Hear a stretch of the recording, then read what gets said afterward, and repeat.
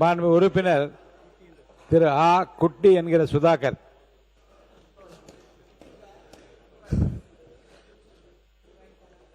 மாண்புமிகு பேரவைத் தலைவர் அவர்களே, வால்பாறை தொகுதி மக்களின் குரலாக வரலாற்று சிறப்பு மிக்க இந்த சட்டமன்றத்தில் எனது முதல் அறிமுக பேச்சை நீண்ட நேரம் பேசுவதற்கு வாய்ப்பளித்த தங்களுக்கு நன்றியை வணக்கத்துடன் தெரிவித்துக் கொள்கிறேன். முறை செய்து காப்பாற்றும் மன்னவன் மக்கட்கு இறை என்று வைக்கப்படும்.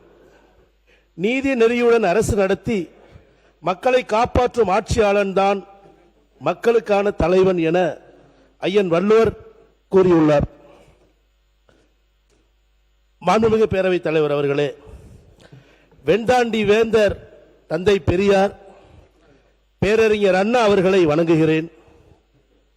பெரியாரின் சீடனாய், அண்ணாவின் தம்பியாய், தமிழ் இனத்தின் காவலனாய், வங்க கடலோரத்தில் சந்தன பேழையிலே வீற்றிருக்கும் எங்கள் இனத்தின் தலைவர் கலைஞர் அவர்கள் இருக்கும் திசை நோக்கி வணங்கி, வால்பாறை எஸ்டேட் பகுதியில் உள்ள என்னை 18 வயதில் மாணவரணி கிளை செயலாளராகவும் 20 வயதில் திராவிட முன்னேற்ற கழகத்தின் கிளைக்கழக செயலாளராகவும் 22 வயதில் வார்டு கழக செயலாளராகவும் சுமார் 20 ஆண்டுகள் என்னை வால்பாறை நகரமன்ற உறுப்பினராகவும் வால்பாறை திராவிட முன்னேற்ற கழகத்தின் நகர கழக செயலாளராகவும் பணியாற்ற வாய்ப்பு கொடுத்து 58 பேர் வாய்ப்பை கேட்ட பொழுதும் இந்த எளியவனை தேர்ந்தெடுத்து சட்டமன்ற உறுப்பினராக்கிய கடமை, கண்ணியம், கட்டுப்பாடு என்ற லட்சிய உள்ளம் கொண்ட மாணவனாய், தமிழில் பூத்த மலராய், தமிழிடம் காத்த தந்தை பெரியாரின் அவதாரமாய், தமிழே என் மூச்சு, தமிழ் இனமே என் பேச்சு, தமிழுக்காக வாழ்வேன் வாழ்வேன் என வாழும் வள்ளுவர், 8 கோடி மக்களின் எழுச்சி நாயகனும் எங்கள் திராவிட நாயருமான முத்துவேல் கருணாநிதி ஸ்டாலின் அவர்களுக்கு எனது முதல் வணக்கம். சிங்க தமிழனாய், சிரிக்கும் நாயகனாய், இன்றைய இளைஞர்களின் நம்பிக்கை நட்சத்திரமாய், எதிரிகளின் சிம்ம சொப்பனமாக விளங்கும் எதிர்க்கட்சி தலைவராக எங்களை வழிநடத்தும் மாண்புமிகு எதிர்க்கட்சி தலைவர் அவர்களுக்கு என் மாண்பு வணக்கம்.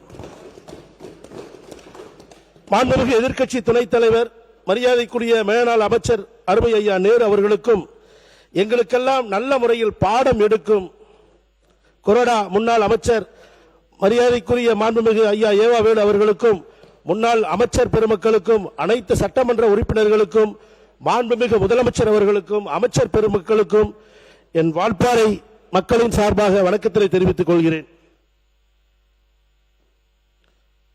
மாண்புமிகு பேரவைத் தலைவர் அவர்களே, எனக்கு அனைத்து நேரத்திலும் நல்ல ஆலோசனை சொல்லி என்னை ஊக்கப்படுத்திய கொங்கு மண்டலத்தின் சிங்கம் எங்கள் அன்பு அண்ணன் செந்தில் பாலாஜி அவர்களுக்கும், மாவட்ட கழக செயலாளர் அருமை அண்ணன் தளபதி முருகேசன் அவர்களுக்கும், பாராளுமன்ற உறுப்பினர் அருமை அண்ணன் ஈஸ்வரசாமி அவர்களுக்கும், ஒன்றிய கழக செயலாளர்கள், பேரூர் கழக செயலாளர்கள், உள்ளாட்சி மன்ற தலைவர்கள் மற்றும் உறுப்பினர்கள், தோழமை கட்சி நண்பர்களுக்கும், வால்பாறையின் குரலை சட்டமன்றத்தில் ஒலிக்க செய்து வாக்களித்த மண்ணின் மைந்தர்கள், வால்பாறை கீழ்ப்பகுதி வாக்காளர் பெருமக்களுக்கும், மேல்பகுதி வாக்காளர் பெருமக்களான எனது தேயிலை தோட்ட சொந்தங்கள் அனைவருக்கும், கல்லூரி முன்னாள் மாணவர்களுக்கும் இந்த நேரத்திலே நான் நன்றி கூட கடமைப்பட்டுள்ளேன். எனது அரசியல் திருப்புமுனையை கொடுத்த எனது தகப்பனார் காலம் சென்ற ஆரோக்கியம் அவர்களை இந்த நேரத்தில் நான் வணங்குகிறேன். தொடர்ந்து என்னை ஊக்கப்படுத்தி வரும் எனது அருமை தாயார் திருமதி பழனியம்மாள் அவர்களுக்கும், எனது அன்பு மனைவி உமா மகேஸ்வரி அவர்களுக்கும், எனது அன்பு மகன் ஆகாஷ், மகள் அக்ஷயா மற்றும் உற்றார் உறவினர்கள், எனது அன்பு தம்பிமார்கள், நண்பர்கள் அனைவருக்கும் இந்த நேரத்தில் நான் நன்றியை கூறிக்கொள்கிறேன். மாண்புமிகு பேரவைத் தலைவர் அவர்களே, இன்று காலை பிற்படுத்தப்பட்ட துறையின் அமைச்சர் அன்பு சகோதரர் அவர்கள் தென்னிந்தியாவின் மான்செஸ்டர் கோவை மாநகரை முதல் மாநகராக உள்ளது என்று பெருமையுடன் கூறினார். உண்மையிலே நாங்கள் பெருமைப்படுகிறோம். ஏனென்று கேட்டால், திராவிட மாடல் நாயகரின் ஆட்சியில் 5 ஆண்டுகளில் கோவை மாவட்டத்திற்கு சுமார் 20,000 கோடிக்கு மேல் வளர்ச்சி திட்டங்கள் கொடுத்த அரசு திராவிட முன்னேற்ற கழகத்தின் அரசு.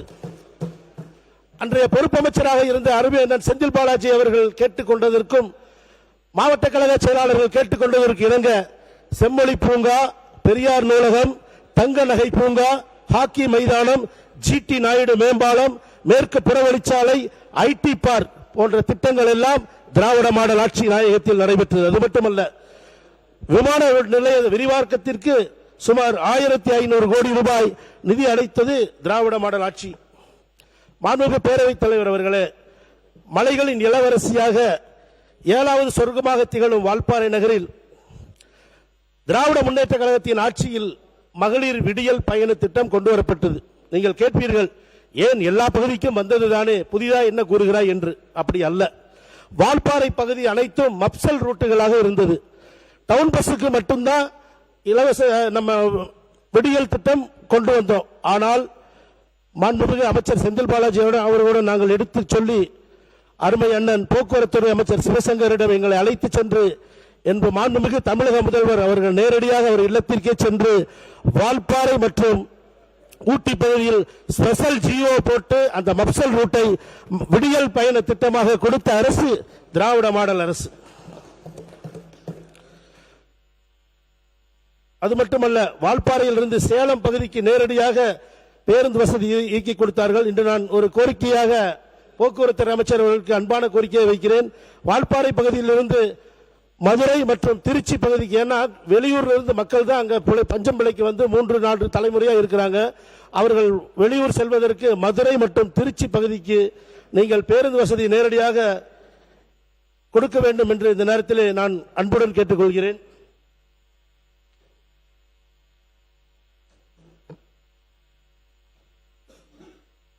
மாவட்டங்களுக்கிடையேயான புறநகர் பேருந்து போக்குவரத்திற்காக கிளாம்பாக்கத்தில் ஜிஎஸ்டி சாலையை ஒட்டி சுமார் 88.52 ஏக்கர் பரப்பளவில் இந்தியாவிலே மிகப்பெரிய பேருந்து முனையமான ரூபாய் 393.74 கோடி திட்ட மதிப்பீட்டில் கலைஞர் நூற்றாண்டு பேருந்து முனையம் சென்னை பெருவளர்ச்சி குழுமத்தால் அமைக்கப்பட்டு 30/12/2023 அன்று திராவிட மாடல் நாயகர் மாண்புமிகு முதலமைச்சர் அவர்களால் மக்கள் பயன்பாட்டிற்கு திறக்கப்பட்டது. கடந்த 2018ஆம் ஆண்டு இந்த திட்டத்திற்கு அடிக்கல் நாட்டப்பட்டு முந்தைய ஆட்சியில்தான் கொரோனா போன்ற சூழ்நிலையால் 40% பணிகள் தான் நடைபெற்றது.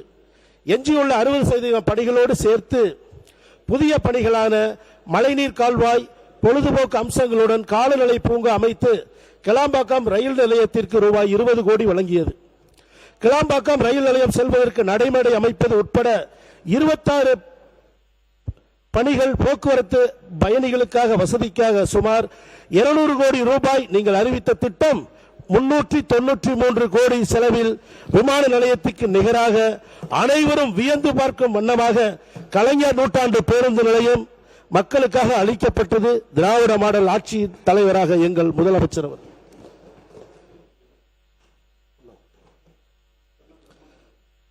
மாண்புமிகு பேரவைத் தலைவர் அவர்களே, மலைகளின் இளவரசியாக திலகும் வால்பாறை சட்டமன்ற தொகுதியை நீங்கள் எடுத்துக்கொண்டால் வால்பாறை மேல் பகுதியாகவும் வால்பாறை கீழ்ப்பகுதியாகவும் 2 பகுதிகளாக உள்ளது. வால்பாறை மேல் பகுதியில் சுமார் 50,000 வாக்குகள், வால்பாறை கீழ்ப்பகுதியில் சுமார் 1,50,000 வாக்குகள் உள்ளன. வால்பாறையில் சுமார் 50,000த்திற்கும் மேற்பட்ட ஏக்கரில் தேயிலை தொழில்தான் மூலதனமான தொழிலாக வந்து வருகிறது. இதில் மிக வருத்தப்பட செய்தி என்னவென்றால், அதிகாலை 7 மணிக்கு அவங்க எல்லாம் வேலைக்கு போகணும். காலையில் அந்த கொழுந்து தாட்டுன்னு ஒன்று இருக்கு, அதை கட்டிட்டு வேலைக்கு போய் அந்த தேயிலை செடியில கை வச்சாங்கன்னா அந்த தேயிலை அவர்களை வரவேற்கிறது பாம்பாத்தான் இருக்கும். ஐயோ பாம்பாச்சே அப்படின்னு திரும்பி கீழே வந்தாங்கன்னா காலில் எல்லாம் அட்டைப்பூச்சியா இருக்கும். ஐயோ அட்டைப்பூச்சி வந்துருச்சேன்னு தெரிச்சு ஓடனாங்கன்னா இந்த சைடு காட்டு மாடுகள் தொல்லையா இருக்கும். ஐயோ காட்டு மாடு வந்துருச்சேன்னு சொல்லி இந்த பக்கம் போனாங்கன்னா யானைகள் தொல்லைகளாகத்தான் இருக்கும். இதுதான் எங்கள் வால்பாறை மக்களின் இன்றைய நிலை. மாண்புமிகு பேரவைத் தலைவர் அவர்களே, நாங்கள் கேட்பதெல்லாம் ஒன்றே ஒன்றுதான். தேயிலை தோட்ட தொழிலாளர்களுக்கு கேரளாவுக்கு இணையான சம்பளம் இந்த அரசு வழங்க முன்வர வேண்டும் என்று இந்த நேரத்தில் நாங்கள் அன்போடு கேட்டுக்கொள்கிறோம்.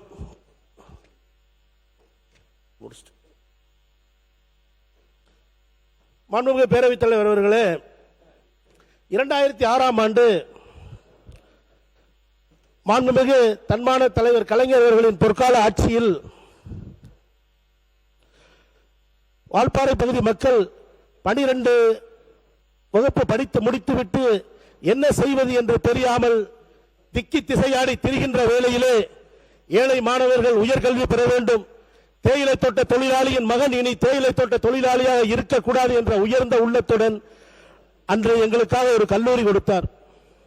அந்த கல்லூரியில் இன்று வரை சுமார் 12,500 மாணவர்கள் படித்துவிட்டு கீழ்ப்பகுதியில் வேலை செய்கிறார்கள். அந்த பகுதியில் உள்ள கீழ்ப்பகுதியில் வேலை செய்யும் குழந்தைகள் மறுபடியும் வால்பாறை பகுதிக்கு வந்து பணி அமைக்கும் வசதியாக வால்பாறையில் ஒரு ஐடி பார்க் நிறுவ பெற்று தருமாறு உங்களை அன்புடன் கேட்டுக்கொள்கிறேன். அது மட்டுமல்ல, உயர்கல்வித்துறை அமைச்சர் அவர்கள் அன்பான கோரிக்கையாக வைக்கிறேன். வால்பாறை வந்து அறிவியல் சார்ந்த படிப்புகள் இல்லை. ஆகவே botany zoology, BSc botany, BSc zoology, chemistry, physics போன்ற அறிவியல் சார்ந்த படிப்புகளை தருமாறு நீங்கள் அன்புடன் கேட்டுக்கொள்கிறேன்.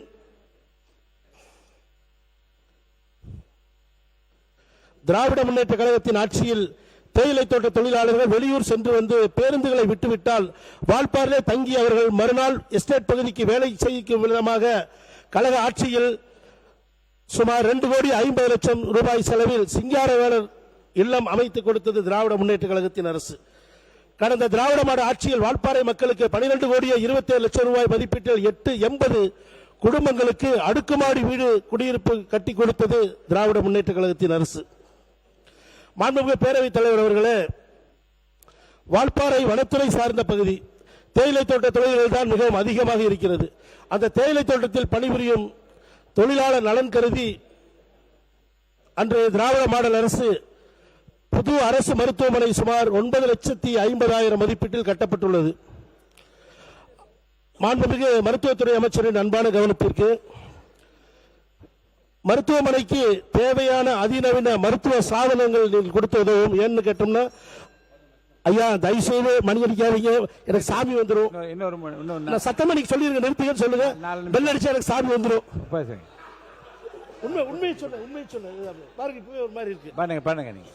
மாண்புமிகு மருத்துவத்துறை அமைச்சர் அவர்களுக்கு, வால்பாறையிலிருந்து கீழ்ப்பகுதி 75 கிலோமீட்டர் பொள்ளாச்சி அரசு மருத்துவமனை, 40 ஹேர்பின் பெண்ட் இருக்குது.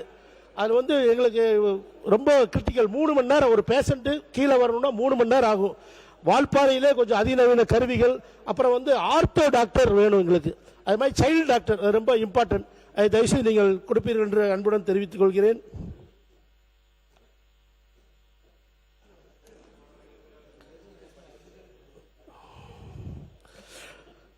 டாப்சிலி பகுதியில் கோழிக்கமத்தியல் வனத்துறை மூலம் தொல்கொடி திட்டம் மூலம் நீங்க பார்த்திருப்பீங்க, பொம்பன் பெல்லி 2 வனத்துறையில் உள்ள யானை பாகன்கள் கேட்டுக்கொண்டதற்கு இணங்க சுமார் 15 கோடி செலவில் யானை பாகர்களுக்காக, தமிழகத்திலேயே இல்லாதது, மற்ற மாநிலத்தில் இல்லாம யானை பாகங்கள் குடியிருக்க நவீன குடியிருப்புகள் திராவிட மாடல் ஆட்சியில் சுமார் 15 கோடி ரூபாய் செலவில் டாப்சிலி பகுதியில் கட்டப்பட்டுள்ளது.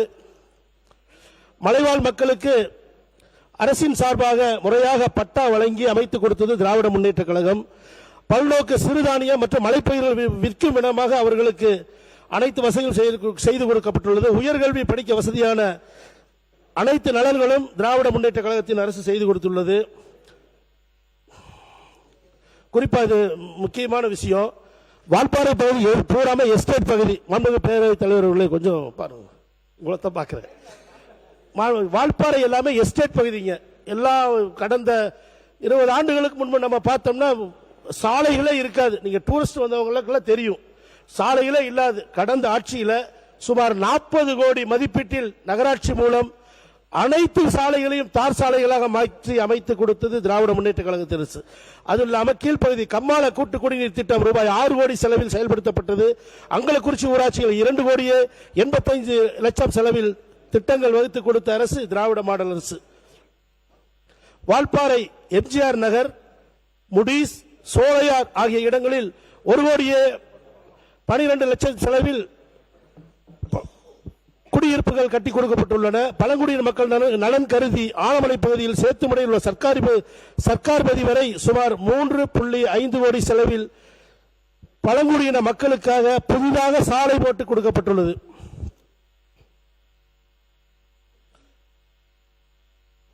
வால்பாறையில் உள்ள தேயிலை தோட்ட தொழிலாளிகள் எல்லாருமே திருநெல்வேலி பக்கம், மதுரை பக்கம், சேலம் பக்கத்திலிருந்து பிழைப்புக்காக வால்பாறை வந்தவர்கள். 2-3 தலைமுறையாக அதே இடத்தில் வசிக்கிறார்கள். எங்களுக்கு என்ன ஒரு பிரச்சனைன்னா ஐயா, அவங்களுக்கு சொந்த நிலமோ வீடோ இதுவரைக்கும் இல்லை. அவங்க ரிட்டையர்டு ஆகிட்டு போயிட்டாங்க, 60 வயசுல ரிட்டையர்டு ஆகி போயிட்டா கீழ்ப்பகுதியில் வீடு எதுவுமே இல்லை. வாங்குற சம்பளம் சாப்பாட்டுக்கு மட்டும்தான் பத்துது. அதுலயும் பார்த்தோம்னா யானை தொல்லைகள் சிறிது. உண்மையை சொல்ல, இதுவரைக்கும் 23 உயிர், கடந்த 20 ஆண்டுகளில் 23 உயிர் யானையாலும் சிறுத்தையாலும் காட்டு மாடுகளாலும் அடிபட்டு மிதிப்பட்டு அந்த கஷ்டத்தில் நாங்கள் வாழ்ந்து கொண்டிருக்கிறோம்.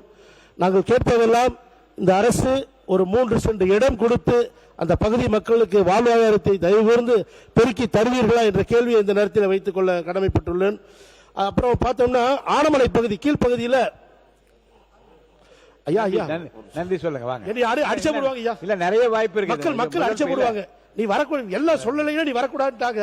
760 கிலோமீட்டர் தூரத்திலிருந்து நான் வந்திருக்கிறேன். எனக்கு கொஞ்சம் அவை முன்னவர் பேரவைத் தலைவர் அவர்களே, இல்ல மணி அடிச்சா அவருக்கு சாமி வந்துட்டு இருக்காரு. மணி அடிக்காமலே நீங்க சொல்லி விடுங்கள். ஏன்னா மணி அடிச்சா சாமி வந்துடும் உங்களுக்கு. மணி அடிக்காமலே மைக்கில் சொல்றேன். பேச சொல்லுங்க. அருள்மிகு மாசாணி அம்மன் கோவில் நீங்க கேள்விப்பட்டிருப்பீங்க. அந்த அரைச்சு பண்றது மாசாணி அம்மன் கோவில்ல உலக பிரசித்தி பெற்ற மிளகா அரைச்சு யாராவது தப்பு பண்ணாங்கன்னா மாட்டிக்குவாங்க. அங்க குடமுழுக்கு விழா நடத்தியது மிக சிறப்பாக. குடமுழுக்கு நடத்தி இன்று வரை நல்ல முறையில் பயன்படுத்தி கொண்டிருக்கிறது திராவிட மாடல் அரசு. இந்த நேரத்தில் அந்த அரசுக்கும் அந்த அமைச்சருக்கும் அன்புடன் நன்றியை கூட கடமைப்பட்டுள்ளேன். வேட்டைக்காரன் பகுதியில் அரசு மருத்துவமனை விரிவாக்கம் செய்யப்பட்டுள்ளது. ஐயா, என்ன கோரிக்கை நிறைய இருக்கும். 2 மட்டும் நான் சொல்லிடுறேன், பாக்கி கொடுத்துறேங்க ஐயா. 2 மட்டும் சொல்லிடுறேன். வால்பாறையை சுற்றுலா தலமாக தயவு கூர்ந்து அறிவிக்க வேண்டும். அறிவிப்பீங்க நாங்கள் நம்புறோம். ஏன்னா சுமார் 1500 வாகனங்கள் டெய்லி வந்துட்டு போயிட்டு இருக்கு. எங்க பொறுப்பு அமைச்சர் இருக்கிறார், அவருக்கு தெரியும். டெய்லி 1500 வாகனம் இன்ட்டு 5 போட்டா டெய்லி 10,000 பேர் மேல வர்றாங்க. ஏன்னா கூடலூர் பகுதியை விட, ஊட்டி பகுதியை விட, கோத்தகிரி பகுதியை விட, வால்பாறை கொடைக்கானல் பகுதியை விட வால்பாறை ரொம்ப அழகான ஊர், அமைதியான ஊர், நல்ல மக்கள், தங்கமான மக்கள். அதனால அதிகமாக வந்துட்டு இருக்கிறாங்க. சுற்றுலா தலமாக அறிவிக்க வேண்டும். விவசாயிகளின் நலன் கருதி, தென்னை விவசாயிகள் அதிகமாக இருக்கிறதுனால விவசாய நலன் கருதி நியாய விலை கடைகளிலே ஃபார்ம் ஆயிலுக்கு பதிலாக தேங்காய் எண்ணெயை கொடுத்து உதவினால் வியாபாரமும் பெருகும், விவசாயிகள் நல்லா இருப்பாங்க.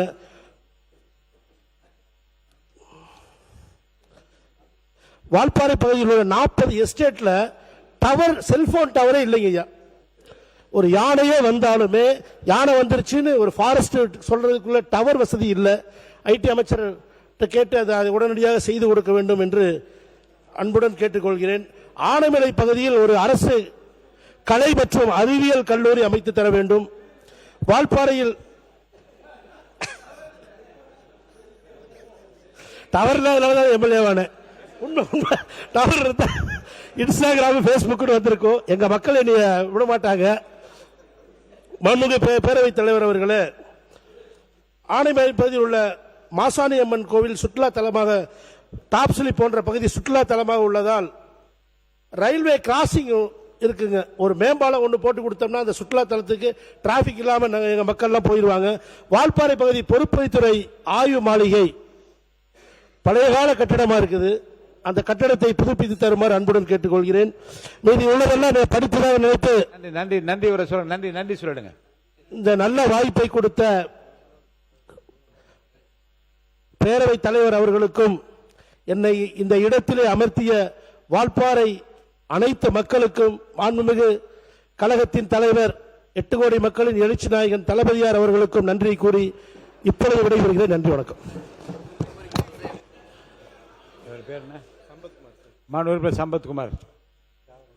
மாண்புமிகு பேரவைத் தலைவர்களே, தங்களுக்கு வழக்கத்தை தெரிவித்துக் கொண்டு, நேற்று நான் உரை மீது பேசும்போது நீர்வளத்துறை அமைச்சர்கள் ஏதோ வெளியில போயிட்டாங்க, அந்த தெரியல, கவனத்துக்கு வரல.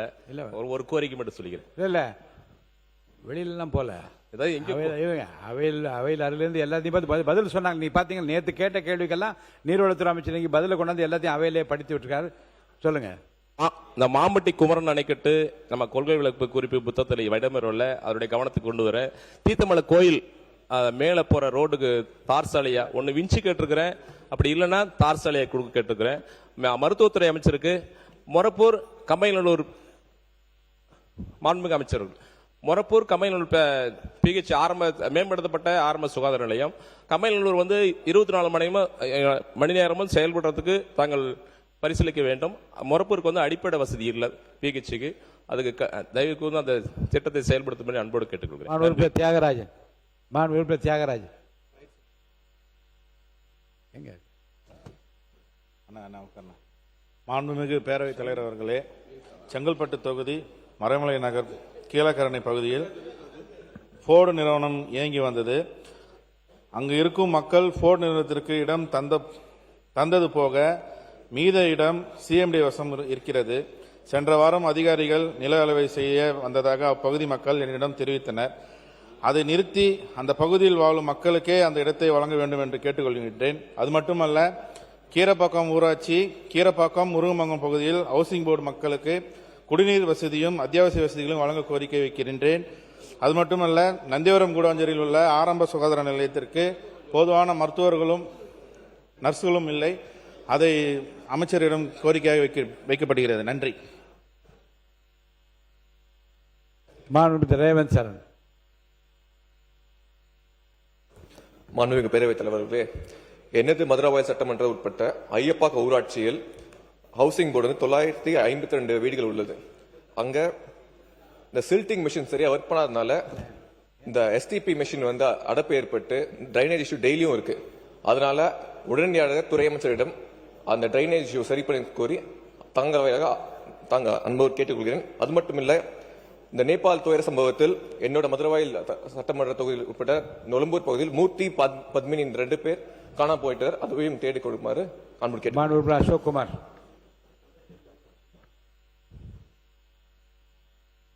மாண்புமிகு பேரவைத் தலைவர் அவர்களே, பேராவூரணி தொகுதியில் பெருமளூர் பேராட்சி அருகில் வீட்டு வசதி வாரியம் மூலமாக அதிமுக அரசால் ஒரு 160 வீடுகள் கட்டப்பட்டிருக்கின்றது. அந்த பேராட்சியில் இருந்து அது கிட்டத்தட்ட 5 கிலோமீட்டர் தொலைவில் உள்ளது. பக்கத்தில் எந்த குடியிருப்பும் இல்லை. அது அந்த வீட்டிற்கு 2,40,000 ரூபாய் நிர்ணயம் செய்துள்ளார்கள்.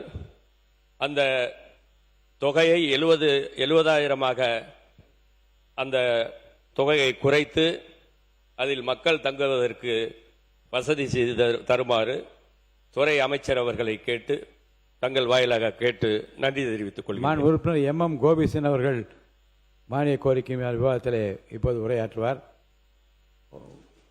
உறுப்பினர் கோபிசன். உறுப்பினர் ஜெயசுதா அவர். பேரவைத் தலைவர் அவர்களே, ஆரணி நகராட்சி மற்றும் கண்ணமங்கலம் பகுதியில் ஓடுகின்ற கமண்டல நாக நதி முற்களாலும் புதர்களாலும் மிகவும் ஆக்கிரமிக்கப்பட்டுள்ளது. மாண்புமிகு அமைச்சர் அவர்கள் அதனை அகற்றி அதை தூர்வாரினால் ஆரணி தொகுதி நீர் ஆதாரமும் அந்த பகுதியில் உள்ள விவசாயிகளுடைய நலனும் மேம்படும் என்று கேட்டு தங்கள் வாயிலாக கேட்டு அமர்கிறேன். அது மட்டுமல்ல, நகராட்சி முழுவதும் குப்பை ஆரணி நகராட்சியில் குப்பை கொட்டுவதற்கு சரியான இடம் இல்லாததால் ஆரணி நகராட்சியில் தினந்தோறும் சேகரிக்கப்படும் குப்பைகள் ஆங்காங்க நீர்நிலைகள் கொட்டப்படுகின்றது. இதனால் நகராட்சி மக்களுக்கு சுகாதாரக்கேடும் நாற்றமும் அளிக்கின்றது. அவருடைய நலன் கருதி ஒரு நல்ல இடத்தை வருவாய்த்துறை மூலமாக தேர்வு செய்து அங்கே குப்பை கொட்டுவதற்கான தீர்வை கொடுக்க வேண்டும் என்று அதனையும் தங்கள் வாயிலாக கேட்டு நன்றியோடு அமர்கின்றேன். நன்றி. மாண்புமிகு நீர்வளத்துறை அமைச்சர் அவர்கள். மாண்புமிகு பேரவைத் தலைவர் அவர்களே, மாண்புமிகு உறுப்பினர் அவர்கள் சொன்னது போல அது உடனடியாக நடவடிக்கை எடுக்கப்படும் என்பதை இங்கு இதன் வாயிலாக நான் தெரிவித்துக் கொள்கிறேன். அதுமாரி ஆரூர் மாண்புமிகு சட்டமன்ற உறுப்பினர் சொன்னார்கள், அதற்கும் உடனடியாக கண்டிப்பாக நடவடிக்கை எடுத்து செய்து தரப்படும் என்று தெரிவித்துக் கொள்கிறேன். வைத்தியலிங்கம் மக்கள் நலத்துறை அமைச்சர் சொல்லுங்க.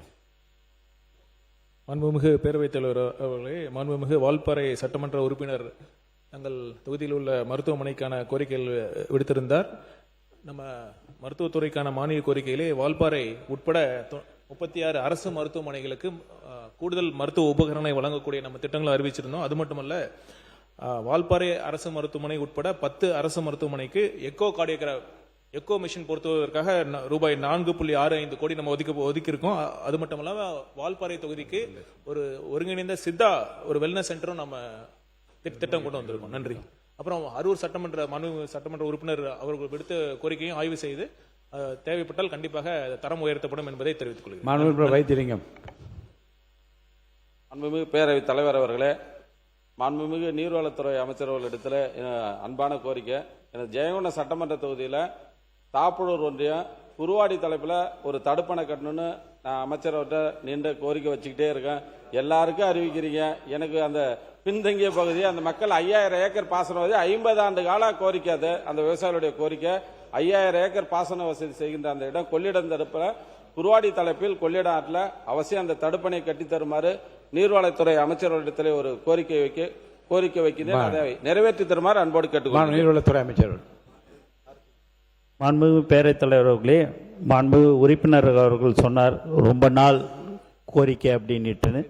மாண்புமிகு முதலமைச்சர் அவர்களுடன் அதிகாரிகளுடன் கலந்து பேசி அதற்குண்டான உரிய நடவடிக்கை மேற்கொள்ளப்படும் என்பதை தெரிவித்துக் கொள்கிறேன். மாண்புமிகு உறுப்பினர் கருணாநிதி அவர்கள். எங்களுடைய கோயில்பட்டியில் நம்முடைய வீட்டுவாரி சார்பாக இருந்த ஒரு பில்டிங் இடிக்கப்பட்டுள்ளது. அந்த இடத்திலே ஒரு அடுக்குமாடி கட்டிடம் கட்டி கொடுத்து அரசு ஊழியர்களுக்கு வசதியாக இருக்கும் என்பதை கேட்ட ஆரம்பிக்கிறேன். மாண்புமிகு அம்பேத்குமார். மாண்புமிகு பேரவைத் தலைவருக்கு நன்றி. வந்தவாசி ஒன்றியம் வந்தவாசி சட்டமன்ற தொகுதி முழுக்க விவசாயிகள் நிறைந்த தொகுதி. அங்கே பெர்னம்பலூர் ஒன்றியம் வல்லம் கிராமத்தில் ஆரம்பிக்கப்பட்ட சுகுணந்தி ஆறு, பெர்னம்பலூர் வல்லம், காரணை, கீழ்சந்தமங்கலம் மற்றும் கீழ்சாத்தமங்கலம், ஆராசுரம், மாம்பட்டு, சென்னாவரம், செம்பூர் ஆகிய மருதாடு, உளுந்தை, சாலவேடு கிராமத்தில் வழியாக சுகுணந்தி ஆறு சென்று கொண்டிருக்கின்றது. அந்த சுகுணந்தி ஆறு நேராக மதுராந்தகத்தில் போய் சேர்ந்து அங்கிருந்து உபரி நீர்லாம் கடலிற்கு போக வேண்டிய சூழல் இருக்கு கனமழை காலத்தில். ஆகவே அந்த சுகுணந்தி ஆற்றில் தேவையான தடுப்பணைகள் அங்கங்கே கட்டி ஒரு ரீடைனிங் வால் போட்டி அந்த சுகுணந்தி ஆறை மேம்படுத்தி தர நீராதாரம் பெருக அரசு முன்வர வேண்டும். 2, வந்தவாசி அடுத்த வெண்குன்றம் கிராமத்தில் 1000 ஆண்டுகள் பழமை வாழ்ந்த ஒரு தவளகிரிநாதர் கோவில் உள்ளது. அந்த தவளகிரிநாதர் கோயிலை சுற்றி கிரிவல பதைகள் சென்று கொண்டிருக்கின்றார்கள். எங்கள் கழக ஆட்சியில் கிரிவலை பாதை அமைப்பதற்கு வனத்துறை அதிகாரிடம் நீங்க ஒப்புதல் பெறப்பட்ட நீங்க அனுமதிக்கிறதே இந்த மானிய கோரிக்கை என்ன வந்திருக்கோ அது குறித்து ஏதாவது நீங்க விளக்கம் வேண்டுகோள் வைப்பீங்க தான் நான் அனுமதிக்கிறேன். நீங்க வேறு துறைகளை பற்றி நீங்க அது அறநிலையத்துறை பற்றி இன்னொரு நாளைக்கு வரும்போது அதை பற்றி பேசிக்கொள்ளலாம். மாண்பு உறுப்பினர் கே. சிவகுமார் அவர்கள். மாண்புமிகு பேரவை தலைவர் அவர்களே, பெரம்பலூர் மாவட்டத்தில் ஏற்கனவே 6 ஆண்டுகளுக்கு முன்பு நகர்ப்புற வாழ்விட மேம்பாடு வாரியத்தின் கீழ் கட்டப்பட்ட அடுக்குமாடி கட்டிடங்கள் பராமரிப்பு இல்லாமல் இருக்கிறது. வாரியத்தின் மூலம் கட்டிக் கொடுக்கும் குடியிருப்புகளுக்கு பழுது பார்த்தல், பராமரிப்பு பணி, குடியிருப்பு பகுதிகளில் சாலை வசதி, குடிநீர் வசதி மற்றும் தெருவிளக்கு வசதி ஏற்படுத்தி தருமாறு அமைச்சருக்கு பரிந்துரை செய்கிறேன். அதே போல பெரம்பலூர் மாவட்டத்தில் பெரும்பாலான மக்களுக்கு வீடுகள் இல்லாத பட்சத்தில் அவர்களுக்கு வீட்டு வசதியின் மூலம் அடுக்குமாடி குடியிருப்பு கட்டிக் கொடுக்க முடியுமா என்று கேட்டுக்கொண்டு நன்றி. ஜவஹர்லா அவர்கள். மாண்புமிகு பேரவைத் தலைவர் அவர்களே, எனது நாகப்பட்டினம் தொகுதியில் தெட்டியில், அது நாகப்பட்டினம் பகுதியிலே தான் வருகிறது. 2004 சுனாமி என்ற ஆழிப்பேரலை பெரிய பாதிப்புகளை ஏற்படுத்திய போது அதில் பாதிக்கப்பட்டவர்களுக்காக வீடு கட்டி கொடுக்கப்பட்டது. இப்போது அந்த வீடுகளெல்லாம் சேதமடைந்த நிலையில் இருக்கின்றது. வீட்டு வசதி வாரியத்தின் சார்பாக அவற்றை மராமத்து செய்து புதிதாக கட்டி தருவதற்கு மாண்புமிகு அமைச்சர் அவர்கள் முன் வருவார்களா என்று தங்கள் வாயிலாக கேட்டு அமர்கிறேன். மாண்பு உறுப்பினர் MM கோபிசன். மாண்பு கார்த்திகேயன். மாண்புமிகு பேரவைத் தலைவர் அவர்களே, மதுரை மாவட்டம் கிழக்கு தொகுதிக்கு உட்பட்ட ராஜாக்கூர் ஊராட்சியில் கடந்த ஆட்சியில் தமிழ்நாடு வீட்டு வசதி வாரியத்தால் கட்டி கொடுக்கப்பட்ட வீடுகளில் அடிப்படை வசதி எந்த அடிப்படை வசதியும் இல்லை. அந்த அடிப்படை வசதியை நமது மாண்புமிகு வீட்டு வசதித்துறை அவர்கள் செய்து கொடுப்பார்கள் என்று உங்கள் வாயிலாக தெரிவித்துக் கொள்கிறேன். நன்றி, வணக்கம். மாண்புமிகு உறுப்பினருக்கு ஒரு அறிவிப்பு. இன்று காலையில் நடந்த விவாதத்தின் போது மாண்புமிகு சிறுபான்மையினர் துறை அமைச்சர் அவர்களும் மாண்புமிகு தமிமின் அன்சாரி அவர்களும் ஒருவருக்கொருவர் மாறி மாறி ஒரு வார்த்தையை சொல்லி இது அவை குறிப்பை நீக்க வேண்டும் என்று நம்முடைய மாண்புக்குரிய உறுப்பினர் தமிமின் அன்சாரி அவர்கள் கேட்டுக்கொண்டார்கள். நான் அதை படித்து பார்த்தேன். 2 உறுப்பினருமே அழைத்து அவர் என்ன பேசினார் என்பதை சுட்டி காட்டினேன். இதில் தவறு என்று என்னுடைய கருத்தை நான் பதிவு செய்தேன். இருவரும் அது ஒப்புக்கொண்டார்கள். அவைக்குள் நீக்கி விடுவதில் எங்களுக்கு ஆட்சேபம் இல்லை என்று தெரிவித்து விட்டார்கள். அந்த அடிப்படையிலும் விதிகளின் அடிப்படையிலும் அந்த குறிப்புகள் அவை குறிப்பிலிருந்து நீக்கப்படுகிறது என்பதை நான் தெரிவித்துக் கொள்கிறேன்.